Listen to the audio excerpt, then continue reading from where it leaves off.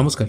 এই ভিডিও ঠিক আগের ভিডিওতে আমি দেখিয়েছিলাম বিএসএফ এ যে ৩টি নোটিশ বেরিয়েছে রিক্রুটমেন্টের, সেখানে আবেদন করার জন্য কি যোগ্যতা আপনার থাকতে হবে। এই ভিডিওতে আমি দেখাবো আপনারা কি করে এখানে বিভিন্ন পোস্টে অ্যাপ্লাই করবেন। অ্যাপ্লাই করার জন্য প্রথমে আপনারা বিএসএফ এর যে অফিসিয়াল ওয়েবসাইট আছে সেখানে চলে আসবেন। সেখানে আসার পর ক্যান্ডিডেট লগইন বলে একটি অপশন আছে, এটির উপর একবার ক্লিক করবেন। এখানে ক্লিক করার পর প্রথমে আপনার রেজিস্ট্রেশন করতে হবে।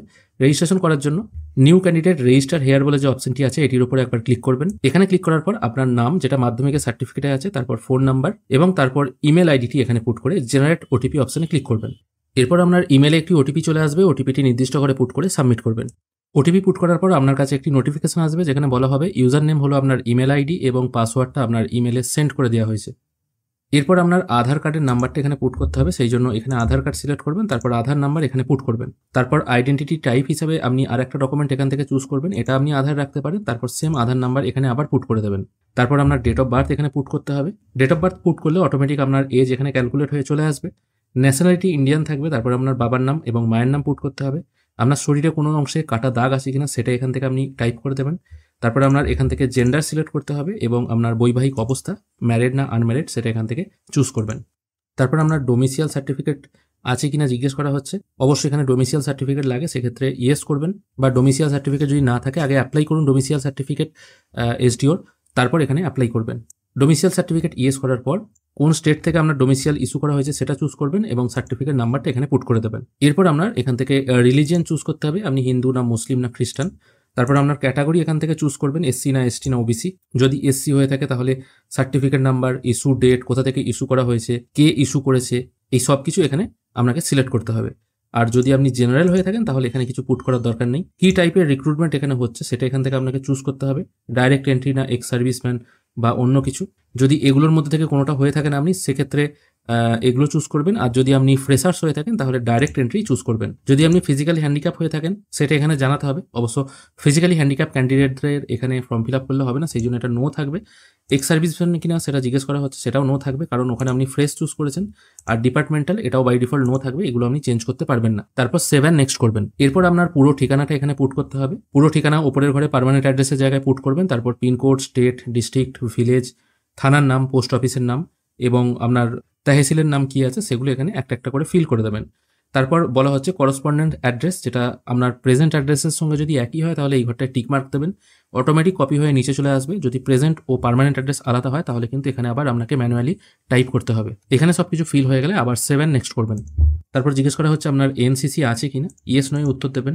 কোনো স্পোর্টসের সার্টিফিকেট যদি থাকে আর কি, তাহলে সেটা কি লেভেলের সার্টিফিকেট আছে সেটা এখান থেকে আপনাকে সিলেক্ট করতে হবে, অন্যথায় নো করতে হবে। এরপর আপনার হাইট, চেস্ট এবং ওয়েট এখানে বর্ণনা করতে হবে। তারপর জিজ্ঞেস করা হচ্ছে আপনার এগেনস্টে কোনো ক্রিমিনাল অফেন্স রেকর্ড আছে কিনা, সেটা ইয়েস বা নোয়ে উত্তর দেবেন। এখানে সবকিছু ফিল হয়ে গেলে 7 নেক্সট করবেন।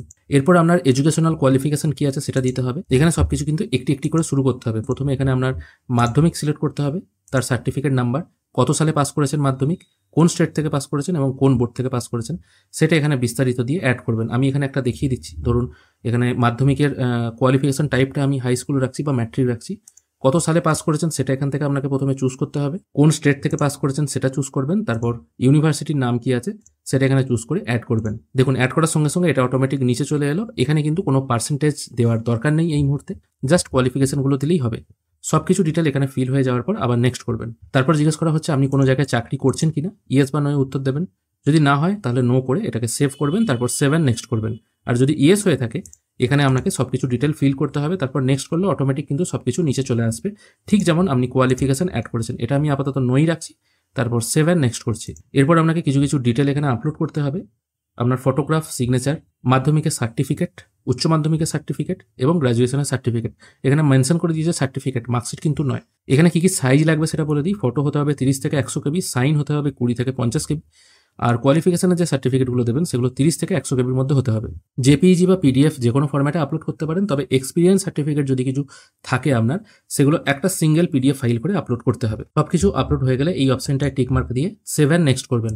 তারপর এখানে একটা কিছু গাইডলাইন চলে আসবে, সেটাকে জাস্ট ক্লোজ করে দেবেন। তারপর এখানে প্রোফাইল আপডেটের মেসেজ চলে আসবে, যেখানে 100% আপনার প্রোফাইল আপডেট কমপ্লিট হয়েছে সেটা শো হবে।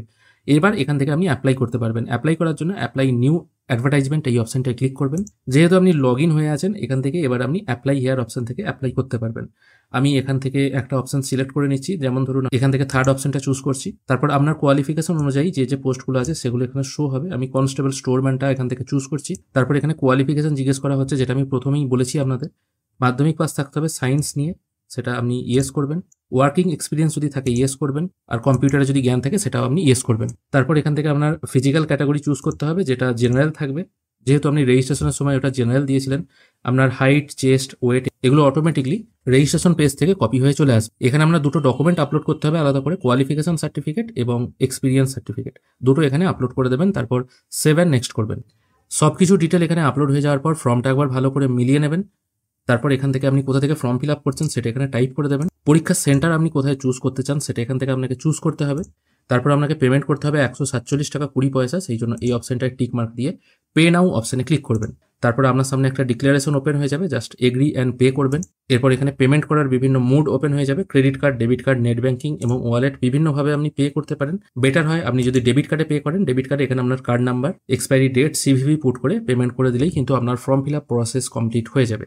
আশা করি আজকের এই ভিডিওতে বুঝতে পারলেন বিএসএফ এর যে রিক্রুটমেন্ট হচ্ছে সেখানে ফর্ম ফিল আপ কী করে করবেন, আর এই ফর্ম ফিল আপ করার জন্য কী কী শিক্ষাগত যোগ্যতা দরকার সেটা বোঝার জন্য আমার ঠিক এই ভিডিওর আগের ভিডিওটা একবার দেখবেন, আপনাদের বুঝতে সুবিধা হবে। আশা করি আজকের ভিডিও ভালো লেগেছে। যদি ভালো লেগে থাকে অবশ্যই একটি লাইক করবেন, আর ভিডিও দেখার জন্য অসংখ্য ধন্যবাদ। ভালো থাকবেন।